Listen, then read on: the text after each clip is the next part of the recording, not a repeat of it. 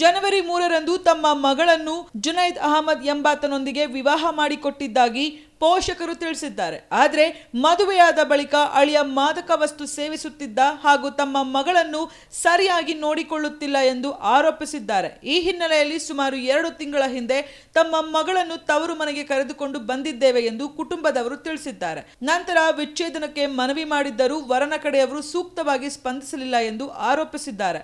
ಇದಾದ ಬಳಿಕ ಪೊಲೀಸರ ಸಮ್ಮುಖದಲ್ಲಿ ವರನ ಮನೆಗೆ ತೆರಳಿ ಮದುವೆ ವೇಳೆ ನೀಡಿದ್ದ ತಮ್ಮ ಮಗಳ ಎಲ್ಲ ಸಾಮಾನುಗಳನ್ನು ಪಡೆದುಕೊಂಡಿದ್ದಾರೆ ಎಂದು ಕುಟುಂಬದವರು ಹೇಳಿದ್ದಾರೆ. ವಿಡಿಯೋ ಎಲ್ಲ ತಗೊಂಡಿದ್ದೀನಿ, ಅವರು ಏನೇನು ತಗೊಂಡು ಬಂದಿರೋದು ಐಟಮ್ ಎಲ್ಲ ನಾವು ವಿಡಿಯೋ ಎಲ್ಲ ತಗೊಂಡು ಬಂದಿದ್ದೀನಿ. ಈಗ ಮತ್ತೆ ಅವರು ಸುಳ್ಳು ಹೇಳಿದ್ದಾರೆ ನಮ್ಮ ಮೇಲ್ಗಡೆ. ಈ ಥರ ಅವರು ಇದು gold ತೊಗೊಂಡೋಗ್ಬಿಟ್ಟಿದ್ದಾರೆ, 2 diamond platinum Rado watch ಕೊಟ್ಟರು, ಪ್ಲಾಟಿನಮ್ ಅಂಗೋಟಿ ರಿಂಗ್ ಡೈಮಂಡ್ ಕೊಟ್ಟರು. ಅದೆಲ್ಲ ಬರಲಿಲ್ಲ. ಸ್ವಲ್ಪ ಐಟಮ್ ಬಂದಿದೆ, 75% ಐಟಮ್ ಬರಬೇಕು ನನಗೆ. ಅದು 75% ಐಟಮ್ ಬರಲಿಲ್ಲ ನಮ್ಮದು.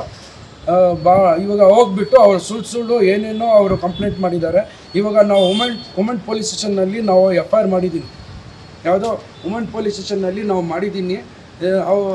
ಅಲ್ಲಿ ವುಮೆನ್ ಪೊಲೀಸ್ ಸ್ಟೇಷನ್ ಅವರು ಕರೆದಿರಂದರೆ ಅದು ಅಲ್ಲಿನೇ ಬರ್ತಾನೆ ಇಲ್ಲ. ಅವರು ಅಮ್ಮ ಬರ್ತೀನಿ ಅಂತ ಹೇಳ್ತಿದ್ದು ಬರ್ತಾನೆ ಇಲ್ಲ ಸರ್. ಅವರು ತಮ್ಮ ಹೆಸರು? ನಮ್ಮ ಹೆಸರು ವಸೀಂ ಪಾಷಾ ಅಂತ. ನಮ್ಮ ಮಗಳು ಉಮ್ಮೆ ಕುಲ್ಸುಮ್.